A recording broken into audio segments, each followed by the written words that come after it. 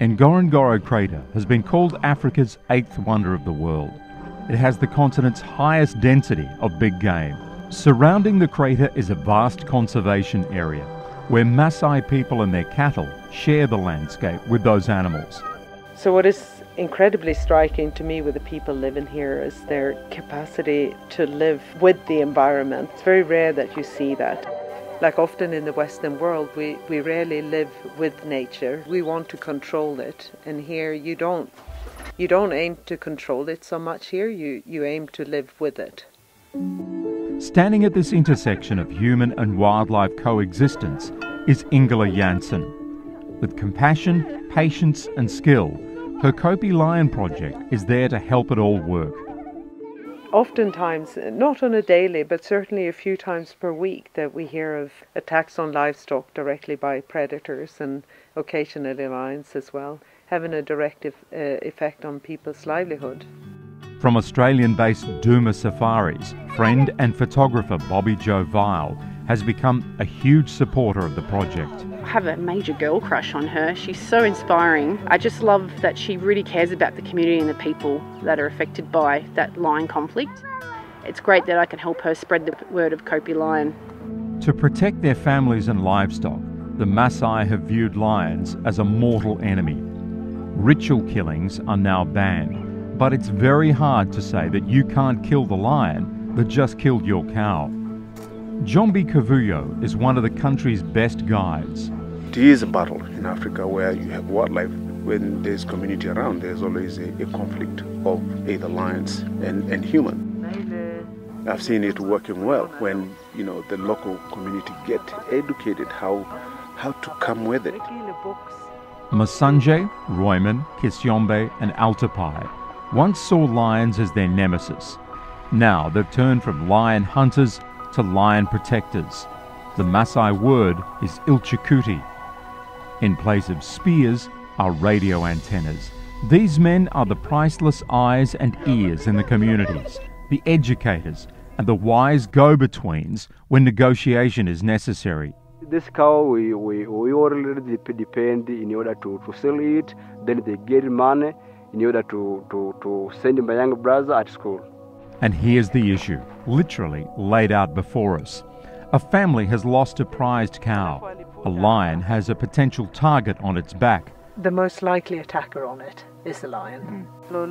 Like an episode of CSI Tanzania, Mama Simba, as the local people call Ingela, starts sorting through the evidence. So we take the GPS location of the place that we found the carcass, but also the place where the attack happened.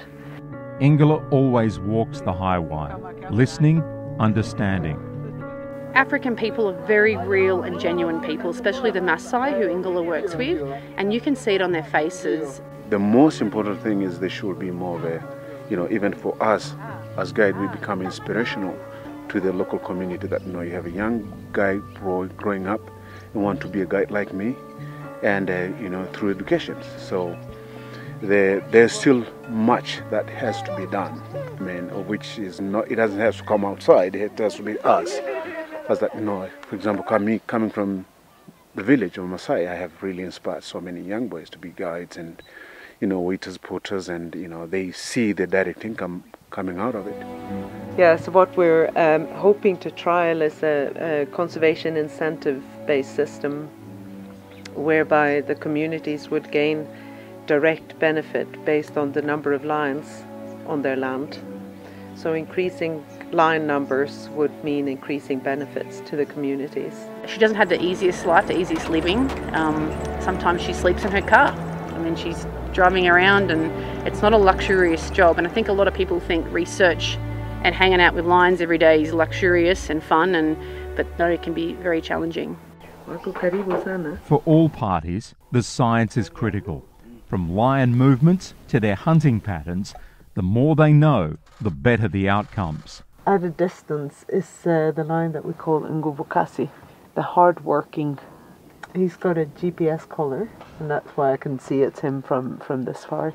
As the crater lions become more isolated from the Serengeti prides, the gene pool is becoming shallow. You don't see any effects as such on it. You don't see any six-toed lions or any double-headed lions, but there is signs of a lower reproductive output. Very next day, lions take a backseat to Maasai culture. You'll be driving through the middle of nowhere. I mean, there's nothing out there. You think there's nothing out there, and then next minute a herdsman comes running out, Mama Simba, Mama Simba, and she stops and gives him a lift or helps him out in a way. So now Ingela's taxi service, we have got about 15 people and a goat in the back as well. Unfortunately, this is the goat's last ride, I think. This is crazy. I mean, Maasai are quite shy people, but to see the interactions that they have with her, there's nothing but respect.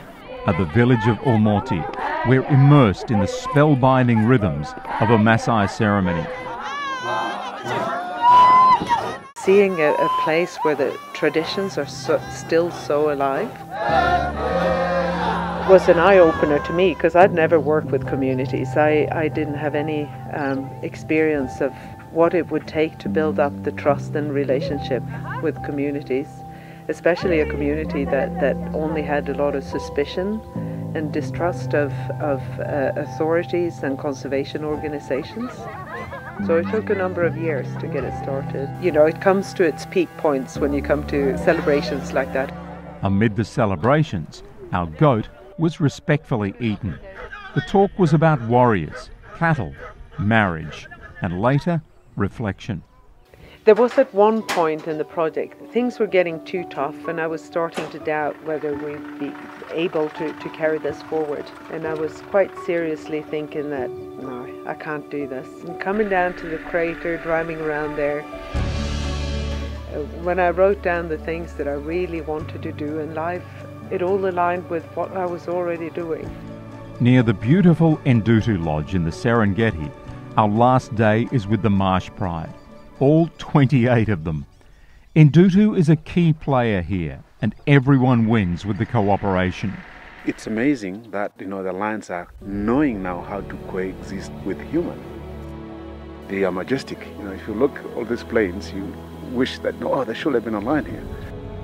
Overcoming the obstacles, we'd get it there. We're going to be getting it there.